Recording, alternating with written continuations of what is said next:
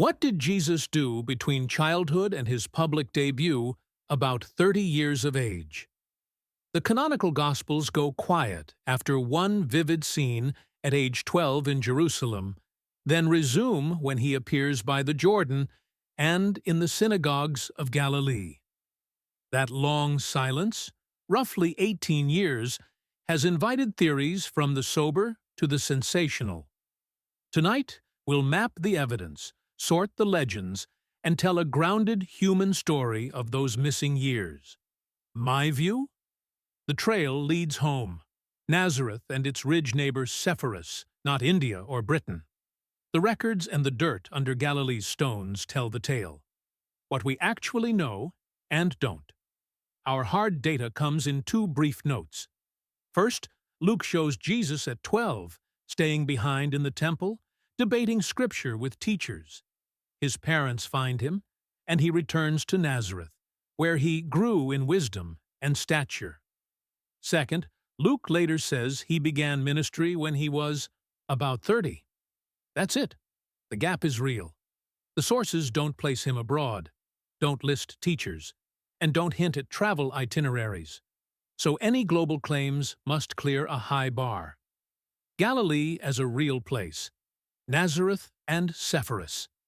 Archaeology has reframed Jesus' hometown. Nazareth in the early 1st century was a modest Jewish settlement with rock-cut houses, storage pits, and chalk stoneware typical of Torah-observant families. Recent digs under the Sisters of Nazareth convent and around the Basilica area confirm continuous occupation in that era. Small, yes, but real. Population estimates vary widely, but the point stands: it's a working village with family plots, quarries, and ritual purity practices. Now look 3 to 4 miles northwest. Sepphoris, rebuilt by Herod Antipas after unrest around 4 BC, became a bustling administrative and artisan hub. Josephus even calls it the ornament of Galilee. That matters. A major work site sat within easy walking distance of Nazareth. If Jesus was a tekton, a builder, craftsman, the market for skilled labor was right there. This isn't proof he worked in Sepphoris, but it's a historically sensible backdrop for a craftsman's teens and 20s. Carpenter, or tekton, the family trade. Mark calls Jesus a tekton, a builder, while Matthew calls him the carpenter's son. In Galilee's mixed building economy, a tekton could shape wood, hew stone, repair farm tools, and take contracts on villas or public works. Sepphoris had aqueducts, mosaics, and urban build-outs across Jesus' youth. It's reasonable to picture years of skilled manual work, managing materials, working crews, and negotiating jobs. This would also explain Jesus' knack for construction metaphors: foundations, cornerstones, yokes, and his comfort among day laborers. Could a village boy read scripture? Luke depicts him later reading Isaiah in a synagogue. Galilee had synagogues. Archaeology at Magdala shows a 1st century one with a unique carved stone. And public reading with discussion was the norm. Literacy in the ancient world was uneven, but memorization and communal study were common in Jewish settings.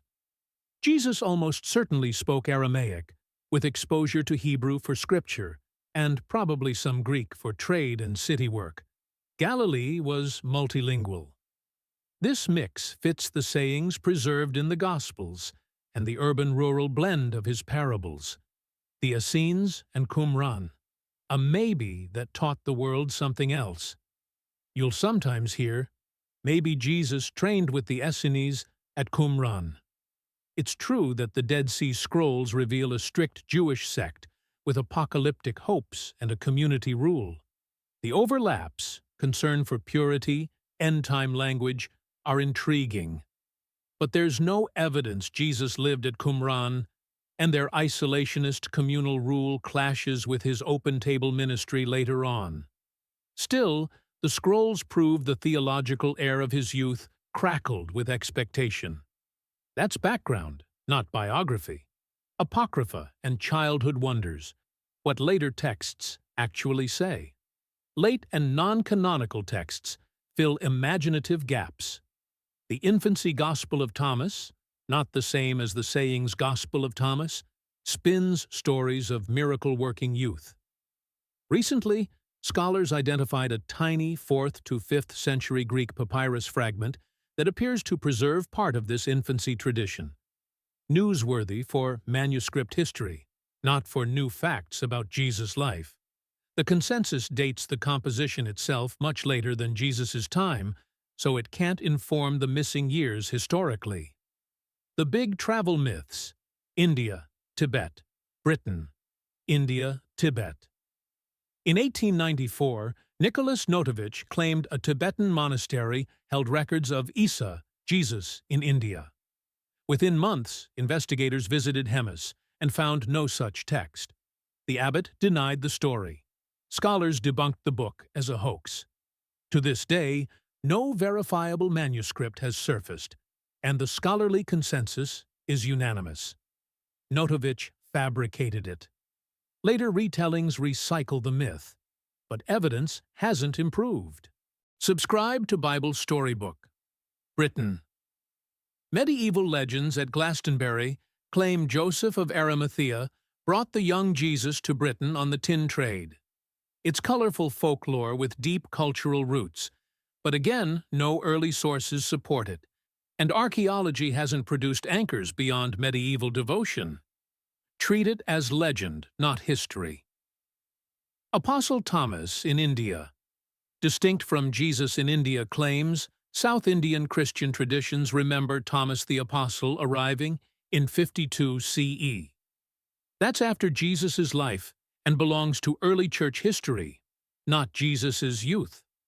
It shows ancient connectivity between the Mediterranean and the Indian Ocean world, but tells us nothing about Jesus traveling there as a teen.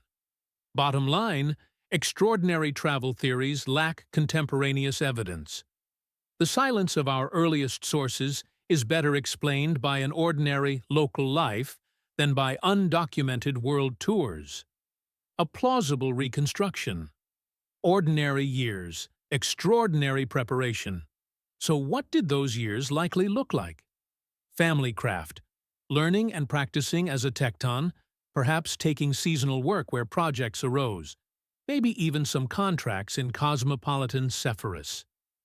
PBS, home and kin, extended family networks, village obligations, communal feasts and fasts. Synagogue rhythm, weekly scripture reading and debate, festivals in Jerusalem on occasion. We know the family went at least once when he was 12. Languages and ideas, Aramaic daily, Hebrew liturgically, Greek commercially, exposure to Pharisaic debates, apocalyptic hopes, and the tension of Rome's rule. Craft-shaped imagination, parables loaded with agrarian and building images, seeds, soils, vineyards, foundations, weights and wages, make sense if your teens and 20s were spent solving practical problems with your hands. To me, this normalcy explains his later authority. People heard a builder who could read, a villager who knew a city, a Jew steeped in scripture who could also speak to fishermen, farmers, and day laborers. Why the silence? Ancient biographies routinely skip uneventful youth.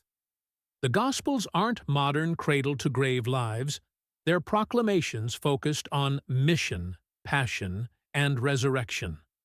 Luke gives a single childhood vignette to signal trajectory. Wisdom, scripture, Father's business, then moves to the public work that mattered for his purpose. In that light, the missing years aren't missing. They're simply ordinary years the evangelists didn't need to narrate. Verdict, cautions, and why it matters. Here's my opinionated take after sifting texts, dirt, and legends. Most probable, Jesus spent his youth and 20s in Nazareth's orbit, working as a tekton, embedded in family, synagogue, and the social tensions of Roman Galilee, with Sepphoris as a formative urban neighbor. This aligns with our best textual and archaeological controls. Possible but unprovable specifics. Occasional Jerusalem trips for festivals, exposure to different Jewish groups, Pharisees, pietist movements, basic Greek from trade. The evidence supports the setting, not diaries. Improbable. Grand tours to India/Tibet or Britain. These rest on late legends and a 19th century hoax, not 1st century sources. They're great stories. They're not good history. Why it matters? The quiet years are the soil of the public ministry. A craftsman from a small Galilean town, within walking distance of a Romanized city, stepping into the synagogue to read Isaiah. That origin story makes the later preaching about upside-down kingdoms, debts forgiven, weary bodies rested, and houses built on rock feel not just sacred, but credible. The silence isn't a void. It's the sound of wood on stone, scripture in the mouth, and a life apprenticed to both God and good work. Subscribe for more content, and let's grow together.